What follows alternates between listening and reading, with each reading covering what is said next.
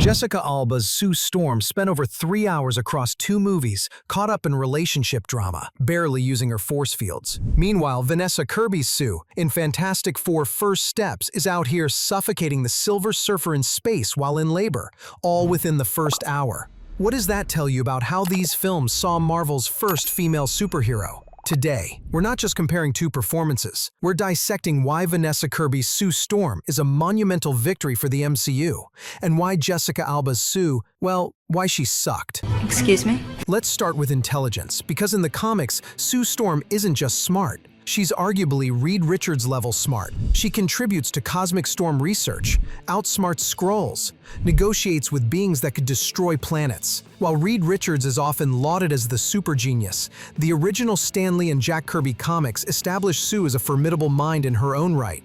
A capable scientist who was an integral part of Reed's spacefaring project long before any cosmic rays came into play.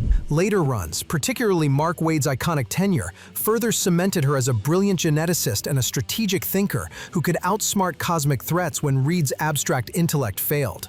The Fantastic Four: First Steps embraces this wholeheartedly. Kirby Sue, she's running the Future Foundation, which has literally achieved world peace through diplomacy and science. Early in the film, we see her going invisible to dodge coal lobbyists.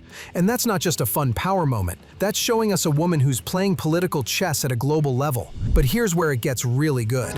When the team meets Mole Man, Sue doesn't just throw force fields around. She leverages her grandfather's particle physics research to broker peace between the surface world and the underground. She's literally using family scientific legacy to prevent a war. And during the Galactus crisis, while everyone else is panicking, Sue steps up and declares, "Yes, we are," when asked if they're the planet's protectors. Not Reed, not Johnny, Sue, the woman who's spent years building global institutions, looks at a cosmic threat in the eye and says, "Try me." That one line solidified her as the leader. She's the one who rallies a terrified New York with a speech that defines her entire character. "I will not sacrifice my child for this world," she promises them, visibly holding her child. "But I will not sacrifice this world for my child." It's a line that gives you goosebumps, a commanding delivery that inspires hope amidst despair. In the 2005 film, Jessica Alba's Sue Storm was the head of genetical research at Victor Von Doom's company. Yet we see precious little evidence of this. Her introduction involves her breaking off her relationship with Reed and being professionally sidelined by Victor. The script consistently positions her as someone who needs things explained to her. During the analysis of their powers, Reed and Ben discuss the molecular changes, while Sue primarily frets about the physical manifestations. She felt like Reed's research assistant, not his intellectual equal. The issue wasn't Jessica Alba herself, but a screenplay and direction that had no interest in her character's mind. It gets even worse in Rise of the Silver Surfer. Her entire scientific contribution is, what? Decoding a signal? The movie was far more interested in her wedding plans. In terms of leadership, she's constantly being talked over by Reed or reacting to Johnny Storm's latest idiotic stunt. Her biggest moment of leadership was an emotional plea to the Silver Surfer. It's a fine scene, but it lacked the strategic, commanding presence of the comic character. She was not leading the team. She was babysitting them.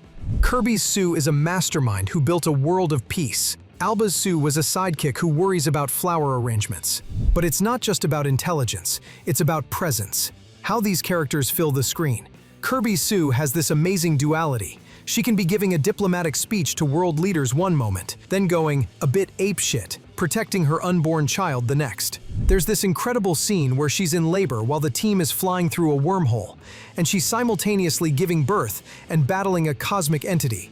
The camera treats this like the epic moment it is. Sue Storm, matriarch and warrior, bringing life into the world while defending it. Her rage moments are particularly powerful. It's brutal, protective, and completely in character for someone who's channeling her comic book malice persona. Meanwhile, Jessica Alba's on-screen presence was defined by awkwardness and a script that consistently undermined her agency. Her powers, rather than being a source of strength, were often played for cheap gags.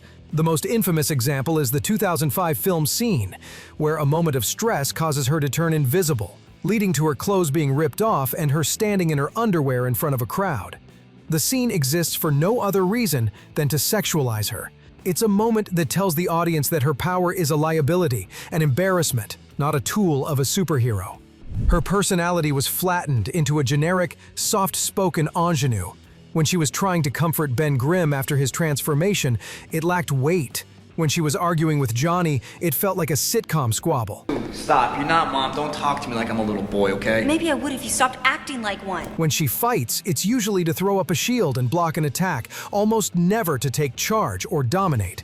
In Rise of the Silver Surfer, facing a cosmic-powered Doom, she stops one spear throw before getting knocked out of the fight.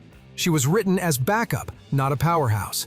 The direction and script boxed her into the teen girl role, a tired cliché the superhero genre's finally outgrowing. It was a real letdown for one of comics' strongest women, far from the leader we expect in Kirby's version. And it gets worse.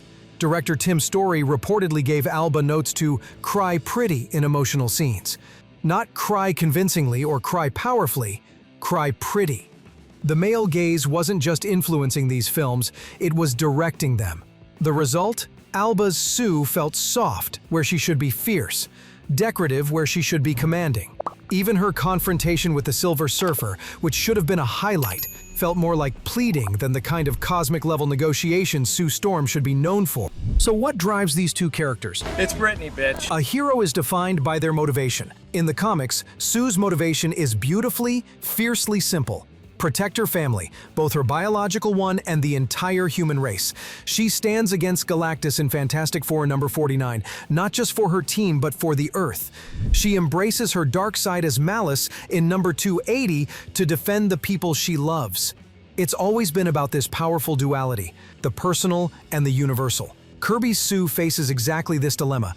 Galactus wants her unborn son Franklin, claiming the child has cosmic power that could save or doom universes. Sue has to choose between her child and her planet. And her response? That incredible speech. That's not just great dialogue, that's the essence of Sue Storm. A woman who refuses to accept that love and duty have to be enemies. And she backs it up with action. In the final battle, she overexerts her force fields, pushing Galactus into a portal, literally collapsing from the effort. She's willing to die for both her family and her world. Alba Sue? Her primary motivation is getting Reed to commit. The 2005 film spends more time on their relationship drama than on her wanting to save anyone.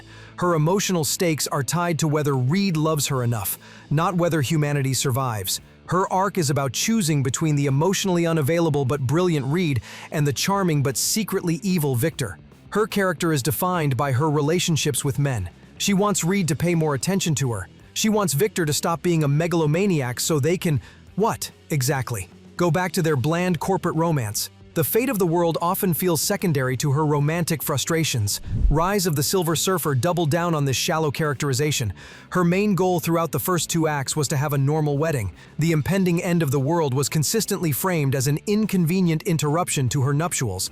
While the world faces extinction, Sue's biggest conflict was whether Reed will ditch the ceremony to save humanity. It was frustrating. Sue being reduced to a nagging fiancé, not a hero. This trivialized the character to an offensive degree. It stripped her of any heroic impulse, any sense of greater responsibility. She was not the moral compass of the team, she was the nagging fiancé. She wasn't grappling with the cosmic significance of her powers, she was worried about seating charts. This wasn't the Sue Storm who stared down Galactus, this was a character from a middling romantic comedy who accidentally stumbled into a sci-fi movie. So, why does Vanessa Kirby's Sue Storm work so brilliantly? Because the director Matt Shakman did something radical. They read the comics. He understood that Sue Storm is not a damsel, a sidekick, or eye candy. She is a scientist, a leader, a strategist, a mother, and a cosmic force of nature. They built a world on Earth 828 that allowed her to be all of those things. The writing, the direction, the retro-futuristic setting, it all conspired to finally do justice to Marvel's First Lady. And why did Jessica Alba's portrayal fail? Because it was a product of its time, an early 2000s Hollywood that still struggled to write compelling female heroes without reducing them to romantic interests or sexualizing them for the male gaze. Alba is a talented actress, but she was given an underwritten, outdated, and frankly, misogynistic script. She was set up to fail. The Fox films came out during an era when female superheroes were considered box office poison. Studio executives believed audiences wouldn't connect with complex women, so they simplified them into romantic interests who happen to have powers. The MCU's approach in 2025 was fundamentally different. They were not asking, how do we make Sue Storm appealing to male audiences? They were asking, how do we make Sue Storm the character she was always meant to be? And the results speak for themselves. She's trending on social media. People are cosplaying her. She's inspiring the next generation of fans. Meanwhile, Alba's Sue has become a cautionary tale, a reminder of what happens when you prioritize the male gaze over character development. Let me know in the comments which Sue Storm resonated with you and why. And if you enjoyed this video, hit that like and subscribe button for more.